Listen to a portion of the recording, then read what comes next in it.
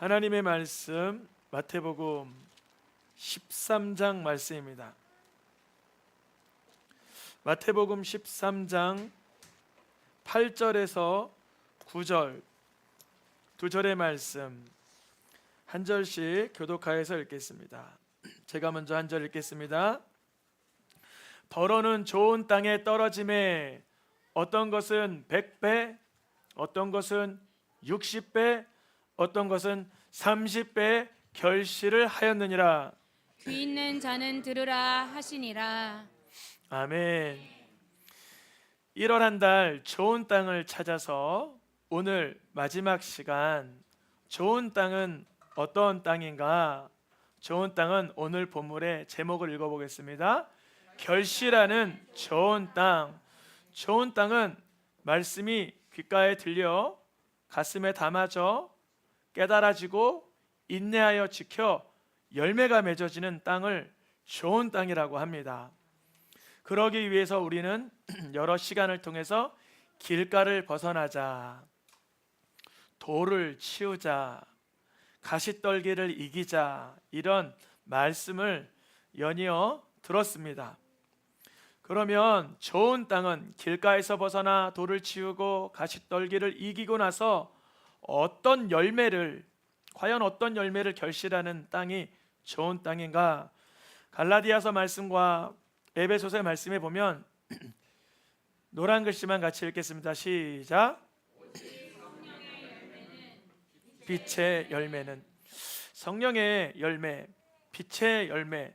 성경에서는 우리가 하나님의 말씀이 담기워지고 깨달아지고 지켜질 때 이 성령의 열매들이 맺어진다.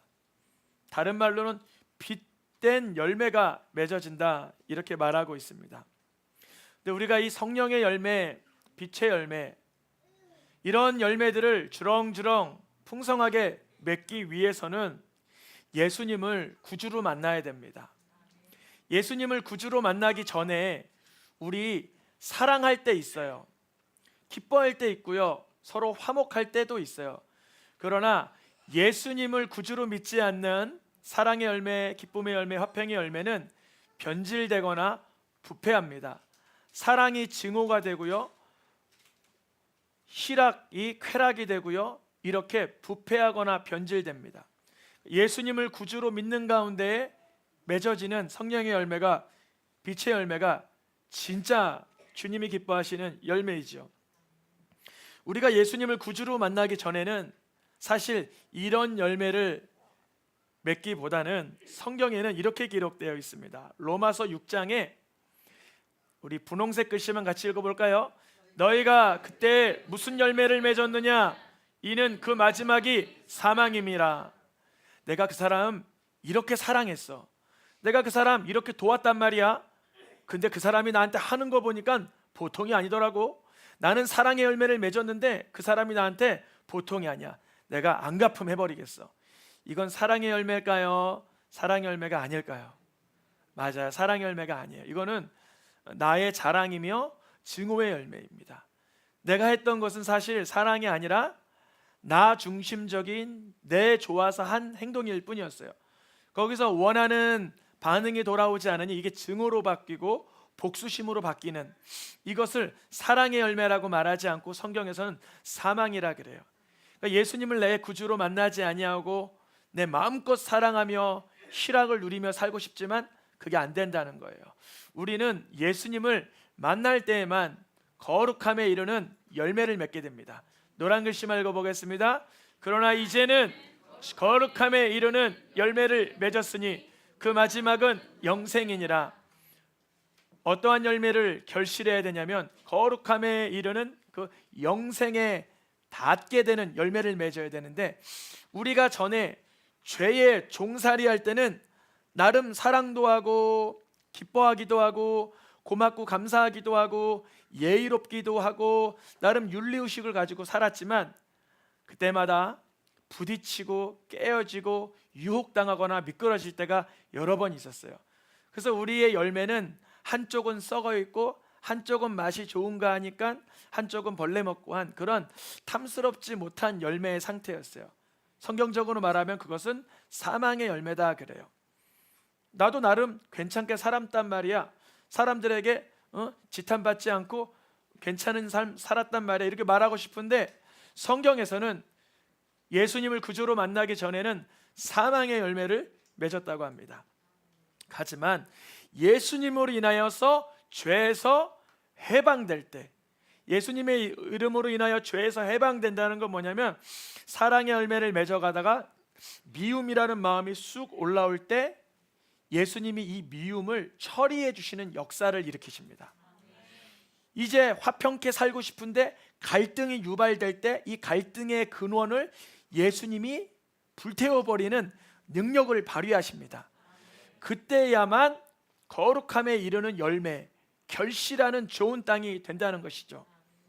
우리는 죄로 인해서 그동안 많은 열매를 맺었습니다. 사망의 열매, 더러움의 열매, 하나님 안 기뻐하시는 열매를 맺었습니다.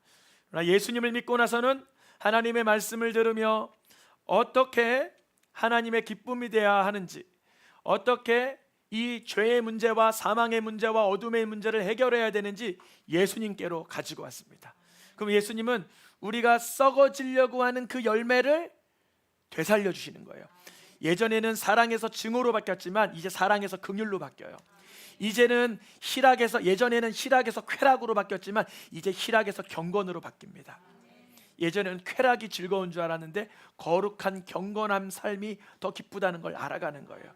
예전엔 증오하고 복수하는 게 시원한 줄 알았는데 이제는 긍휼히 여기고 용서하는 게 복되다는 걸 깨닫게 되는 거예요. 예수님을 믿고 나서 하나님은 우리를 참아주시고 기다려주시는 자비하신, 인내하신, 은혜로우신 아버지라는 걸 깨닫게 됩니다. 우리가 싹이 나고 자라난 그 과정을 마태복음, 마가복음, 누가복음에서는 이렇게 표현합니다. 우리가 하나님의 말씀이 마음에 쏙 들어갔어요. 그런데 그 씨로 인하여 어떻게 무성한 가지가 열려 열매 맺기까지는 똑바르게 알아요? 잘 모른대요. 잘 몰라요. 오늘은 말씀 들은 것 같고 오늘은 패배한 것 같지만 하나님 보시기엔 그게 뿌리가 내려진 걸 수도 있어요. 오늘은 빨리 열매 맺고 이게 많이 싹이 나는 것 같지만 하나님 보시기엔 그거는 자기 의가 될 수도 있어요. 즉 우리가 이게 씨가 자라서 열매 맺고 결실하는 것을 저 사람은 결실하는 것 같고 저 사람은 패배하는 것 같고 저 사람은 무성한 것 같고 저 사람은 잘못되는 것 같지만 그렇게 판단하지 말라는 거예요. 뭐하라? 가만두라. 가만두라. 우리가 보기에는 이 사람이 가라지 같고 이 사람이 곡식 같고 이 사람이 곡식 같고 이 사람이 가라지, 우리가 판단할 수 있어요. 근데 그때도 뭐하라? 가만두라. 왜냐하면 지금은 가라지 같고 지금은 곡식 같지만 어떤 건 교만하여 쓰러질 수 있고 어떤 거는 겸손하여 부르짖을 수 있기 때문에 그렇습니다. 어떤 사람은 결실의 과정이 좀 시간이 많이 걸릴 수도 있고 그러나 대기만성이라고 큰 그릇으로 쓰임받는 사람이 있고, 우리 장로님들 다 그리하신 줄 믿습니다. 주님이 노년에 갈수록 더 크게 쓰실 줄 믿습니다.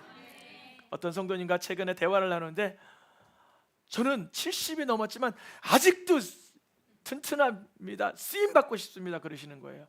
하나님께서 거룩하게 쓰실 줄 믿습니다. 주인이여 금년에도 모아소서 그대로 주소서. 아직까지 열매 안 맺었지만 이 주인에게 이 농부가 간절히 요청하는 거예요. 내가 두릅하고 거름을 주겠다라고 기다려달라고 하는 거예요. 그러니까 우리의 열매는 사실 우리의 실력이 아니라 우리를 인내하시고 기다리시고 은혜 베푸시고 오래 참으시는 하나님 아버지의 자비와 예수 그리스도의 피값에 있는 줄 믿습니다. 우리가 열매가 잘 안 맺어져요? 그러면 예수님 바라보기를 축복합니다. 예수님, 내게도 사랑이라는 열매가, 긍휼이라는 열매가, 오래 참음이라는 열매가, 성령의 열매가 맺어지길 원합니다. 그럼 주님 우리를 기다려주시고 인내하여 주십니다. 저도 예수님을 믿고 나서 열매가 맺혀지기까지는 수년, 오랜 시간 걸린 것 같아요. 예수님을 믿어서 오히려 더 뻣뻣해질 때도 있었어요. 예수님을 믿으면 부드러워져야 돼요? 강팍해져야 돼요? 부드러워져야 되죠. 근데 내가 예수님을 믿으니까, 내가 천국 가는 걸 확실하게 믿으니까 좀 죄를 좀 져도 뻣뻣해지는 거야. 강팍해지는 거예요. 주님은 그때도 기다리시죠. 의로운 삶, 경건한 삶, 하나님 기뻐하는 삶을 알려주시려고 두릅하고 걸음을 주기까지 가만두시고 기다려주십니다.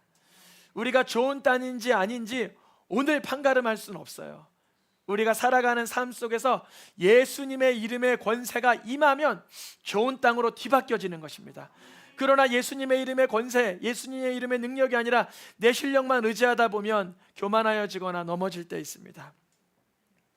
하나님께서 하나님의 자녀들이 의의 열매, 성령의 열매, 빛의 열매로 가득하신 걸 오늘도 기다리고 계십니다. 그러면 사단 마귀도 기다릴까요, 안 기다릴까요? 사단 마귀도 나쁜 열매, 가라지 같은 열매를 맺으라고 쉴 새 없이 공격을 합니다. 하나님이 기다리시는 것처럼 사단 마귀도 기다려요. 그런데 우리는 왜 사단 마귀의 유혹과 그런 시험이 아니라 하나님의 말씀에 따라 열매를 맺어야 되냐면 오늘의 중요한 포인트입니다. 우리가 열매를 맺음으로 인해서 열매 안에는 뭐가 있어요? 맞아요. 뭐가 있어요? 씨가 있어요. 우리가 열매를 맺으면 그 씨가, 우리가 맺어진 열매 안에 있는 뭐가? 씨가 생명력을 가지고 역사를 해요. 우리 부모들 중에 성령의 열매, 의의 열매, 빛의 열매를 많이 맺으면 그 부모가 맺은 열매로 인하여 자녀들에게는 그 씨가 생명력 있게 흘러가요. 이게 능력이에요. 그리고 반대로 왜 사단 마귀도 나쁜 열매, 가라지 같은 열매를 맺으라고 하냐면 악함의 파급력이 있기 때문에 그래요. 부모가 예수는 믿지만 가짜로 믿거나 예수는 믿지만 열매를 안 맺는 믿음이라면 자녀들에게 선한 영향력을 끼치는 그 씨가 담긴 열매를 주지 못하고 나쁜 열매가 흘러간다면 그 죄의 파급력으로 인하여 그 자녀들은 예수님은 믿지만 그 복된 생명력이 흘러오지를 못하는 거예요. 우리가 예수님이 하늘의 미랄이 되어서 하나님의 성령의 첫 열매가 되시어 제자들에게 생명력을 끼친 것처럼 제자들이 또 많은 소아시아 지방에 생명력을 끼친 것처럼 그렇게 흘러오는 거예요. 우리들에게 예수님을 믿는 믿음으로 좋은 열매가 맺어지면 나만 좋은 게 아니라 나로 인해서 그 열매가 맺어진 것 안에는 씨가 있어서 그 생명이 흘러간다는 거예요. 그런데 악한 자도 자기 행위의 열매를 먹으며 혀를 쓰기 좋아하는 자도 그 혀의 열매를 맺는다고 기록되어 있어요. 어떻게 하면 좋을까요? 우리는 혀의 열매, 행위의 열매를 맺어야 될까요? 예수님께 바짝 붙어놓은 성령의 열매, 의의 열매를 맺어야 될까요? 맞습니다. 우리가 결실하는 좋은 땅을 누리기 위해서는 사단 마귀의 속삭임에 끌려가는 자가 아니라 하나님의 말씀에 귀가 열리고 듣고 깨달아지고 지키어 인내하여 결실하는 삶을 누려야 됩니다. 오늘 마태복음 13장 9절에 보니까 이렇게 되어 있어요. 노란 글씨 읽어보겠습니다. 뭐가 있는 자는 들으라. 우리 지금 다 귀가 있죠. 하나도 아니고 두 개가 있죠. 근데 이 귀가 있다면 들어야 되는데 마가복음에서는 이걸 조금 더 세밀하게 말해요. 무슨 귀? 들을 귀. 맞아요. 하나님의 말씀을 들을 귀 있는 자는 들으라. 거지가 아브라함 품에 안기고 부자가 이게 지옥에 들어갔는데 그때 그러는 거예요. 저 거지를 저 땅에 보내어서 이곳에 오지 말게 해주소서 그러는 거예요. 그러니까 아브라함이 뭐라 그러냐면 거기서 하나님의 말씀 모세와 선지자들에게 들었다면 들을 것이고 그들에게도 듣지 아니하면 죽었다가 살아난 자가 있어도 듣지 아니할 것이다 그래요. 들을 귀 있는 자. 들을 귀 있는 자는 사실 무엇에 속한 거냐면 성령이 그 귀를 열어주신 거예요. 우리 귀가 지금 소리를 듣고 이런 것을 듣지만 하나님의 말씀이 내게 들려지기까지는 성령님이 이 귀를 열어주셔야 돼요. 저도 모태신앙으로 교회를 10수년 다녔는데 한 번도 안 들렸어요. 뭐가 안 들렸냐면 예수님이 나를 위해 십자가에 죽어주셨다는 이 복음이 죄송해요 한 번도 안 들렸어요. 어떻게 19년 동안 예배는 몇 번 드렸을까요? 19년 곱하기 1년에 예배가 몇 번 있어요? 52주니까 그냥 20 곱하기 50 해도 1000번은 들어야 되는데 1000번 중에 목사님이 예수님 얘기 반은 안 했다고 해도 500번은 들어야 되는데 500번을 못 들었다는 거예요. 제가 예수님 얘기 진짜 못 들어요. 제 거짓말이 아니라 안 들렸어요. 한 번도 예수님이 날 위해 죽었다는 그 복음이 안 들렸어요. 19년을 다녔는데. 그래요. 1학년 때부터 뭐 1살 때부터 1학년 때까지는 언어를 몰라서 못 들었다고 할게요. 그 10년 동안 남은 10년 동안 들었어야 되잖아요.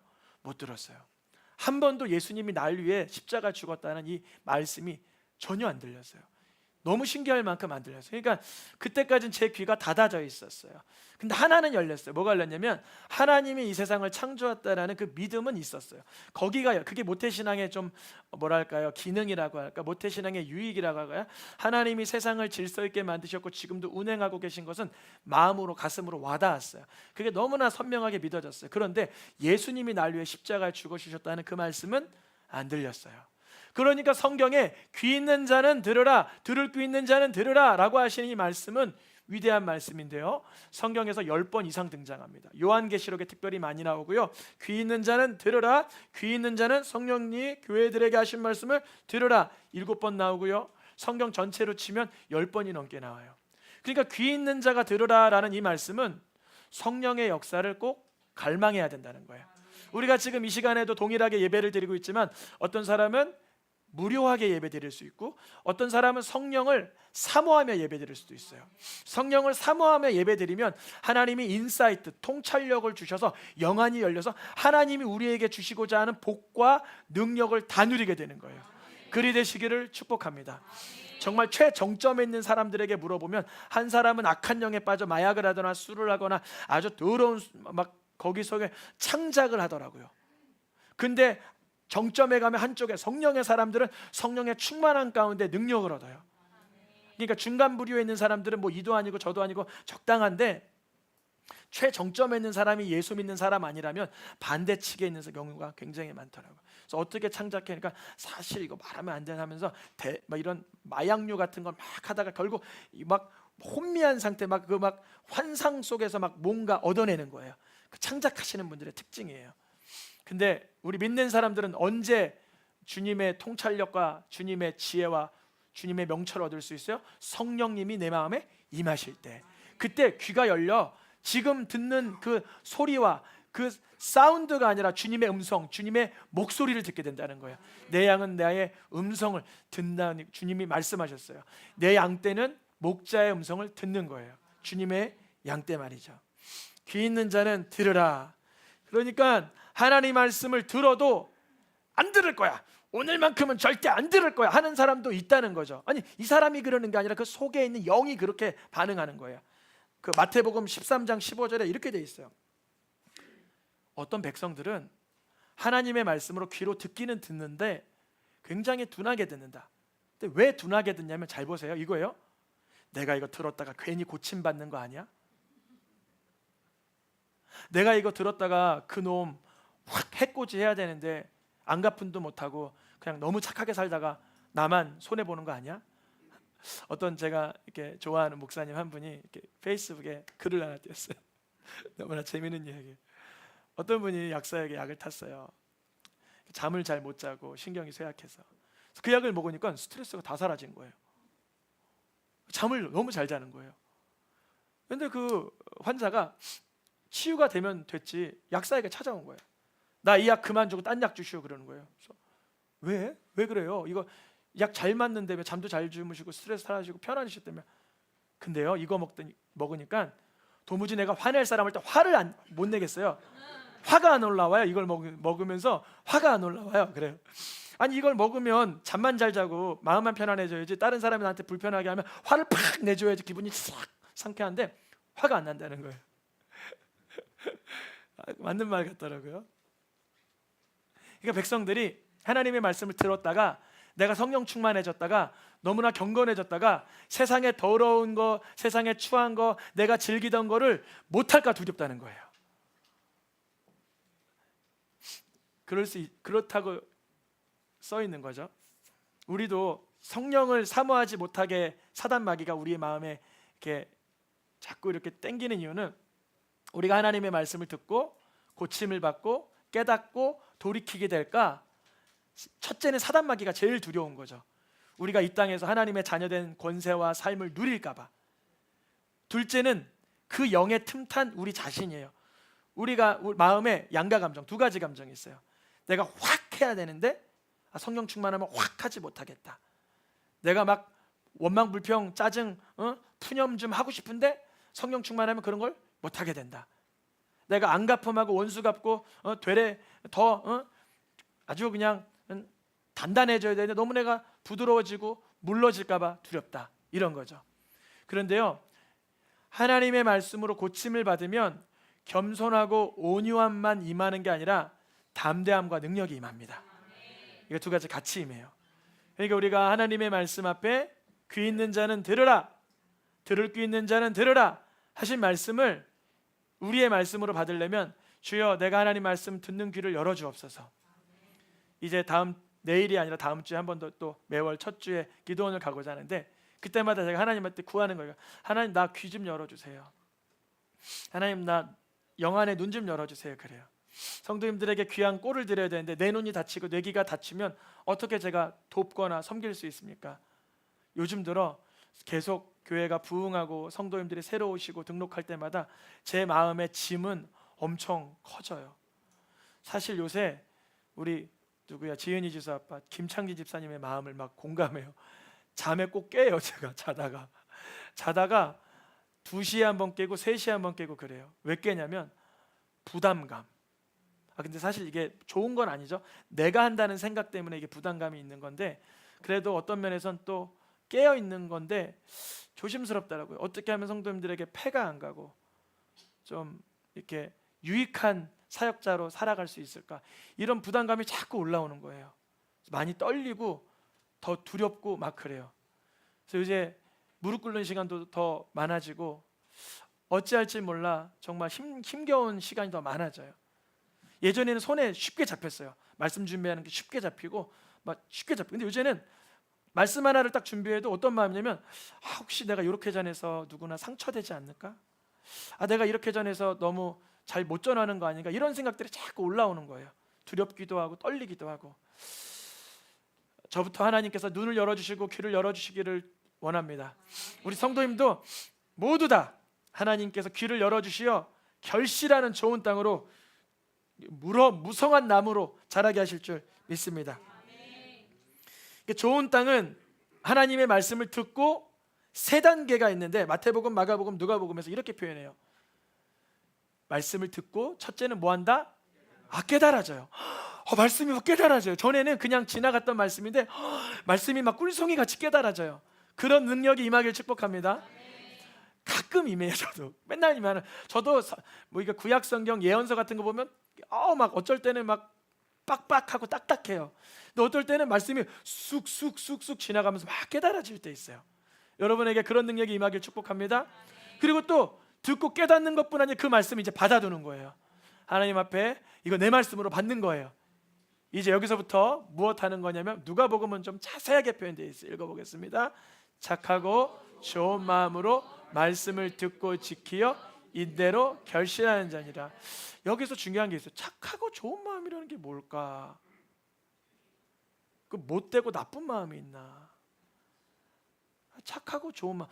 어떤 사람은 태어날 때부터 태생에 좀 못된 사람도 있을 거고 난 요새 들어 내가 날 보니까 나 착한 것 같기도 하고 도대체 착하고 좋은 마음이 뭘까? 이 비밀이에요. 뭐냐면 하나님에 대한 인식을 나쁘고 못되게 하는 마음이 있고 하나님께 대한 마음을 착하고 좋은 마음으로 가진 자가 있어요.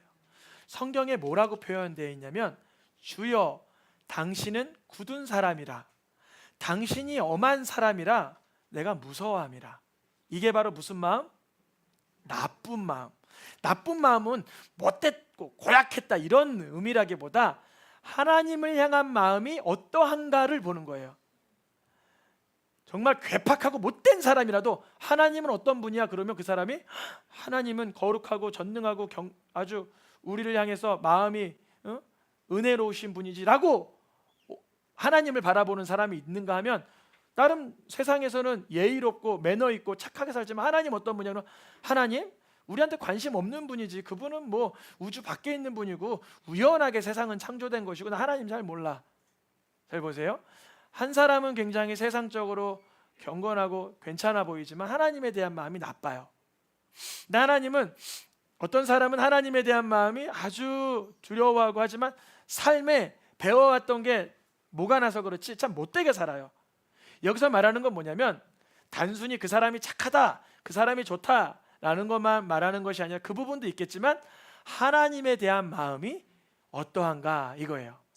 여러분 하나님이 나를 향하여 선하신 분, 나를 향해서 은혜로우신 분, 나를 오래 참고 기다려주시는 나의 아버지 되신 하나님이라는 그 착하고 좋은 마음이 있기를 축복합니다.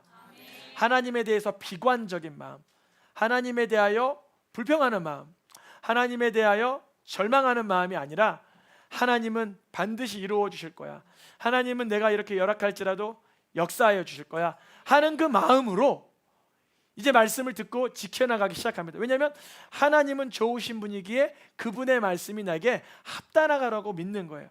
또 어떤 사람은 나쁘고 못된 마음은 하나님을 향해서 못되고 나쁘기 때문에 주님의 말씀이 아무리 그러할지라도 그거 나쁘다고 여기고 안 지키거나 기다릴 시간도 없는 거예요. 하나님에 대한 마음이 믿음으로 신뢰함으로 있는 자들은 그 말씀을 듣고 지키어 인내로 결실하게 되기까지 나아갑니다. 우리의 삶 속에 듣고 지키어 인내로 결실할 때 필요한 것은 하나님을 향한 마음, 그 믿음입니다. 하나님을 얼만큼 신뢰하는가, 하나님을 얼만큼 인정하는가, 하나님을 얼만큼 기대하는가에 따라 인내하거나 인내하지 못하거나, 인내하거나 인내하여 결실하거나, 인내하지 못하여서 말라버리거나, 우리가 하나님에 대한 마음이 착하고 좋은 마음이 될 수 있기를 축복합니다. 하나님과 하나님의 말씀을 착하고 좋은 마음으로 신뢰하는 자들에게는 인내가 동반됩니다. 인내를 통하여 영혼의 구원이라는 결실을 맺게 됩니다. 누가복음 21장 19절에 보니까 읽어보겠습니다. 인내로 너희 영혼을 얻으리라. 하나님의 말씀을 붙들고 하나님을 향한 좋은 마음, 착한 마음으로 기다리고 있을 때 하나님이 구원하시는 특별한 체험을 하게 돼요. 사업하시는 분들은 사업에 문제와 곤란함이 있죠. 그때 한번 말씀을 붙들고 견디어내시기를 축복합니다.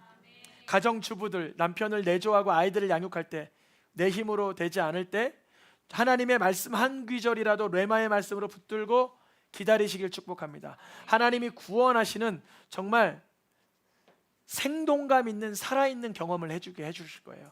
하나님은 살아계셨다, 하나님은 살아계신다, 하나님은 앞으로 역사하신다 라는 체험을 하게 하십니다. 우리에게 인내가 필요함은 읽어보겠습니다. 약속하신 것을 받기 위함이라. 약속하신 것은 물론 누가복음의 기준으로는 영혼의 구원이지만 인내가 필요한, 하나님의 뜻을 행한 후에 어떤 일이 일어나냐면 하나님의 말씀을 붙들고 사는 자에게 주님은 약속하신 응답을 주십니다. 우리의 삶 속에 구원이라는, 영혼 구원이라는 결실, 기도 응답이라는 결실이 나타나기를 축복합니다. 인내를 온전히 이룰 때 자세히 보니까 성도님들은 온전한 인내를 언제 어떻게 이루나 보니까 야고보서와 요한계시록 말씀에 노란 글씨만 쭉 읽어보겠습니다. 인내를 온전히 이루라. 조금도 부족함이 없게 하려 함이라. 성도들의 인내가 여기 있나니 하나님의 계명과 예수에 대한 믿음을 지키는 자니라.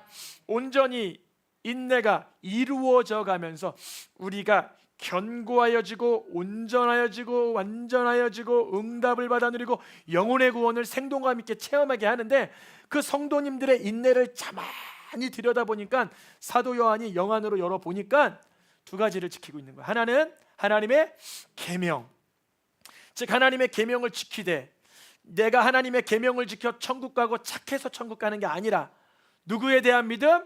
예수 그리스도에 대한 믿음을 동시에 지키는 거예요. 하나님의 계명 없이 예수님을 믿을 수 있어요? 없어요. 계명이 없는데 예수님을 믿을 필요가 없죠.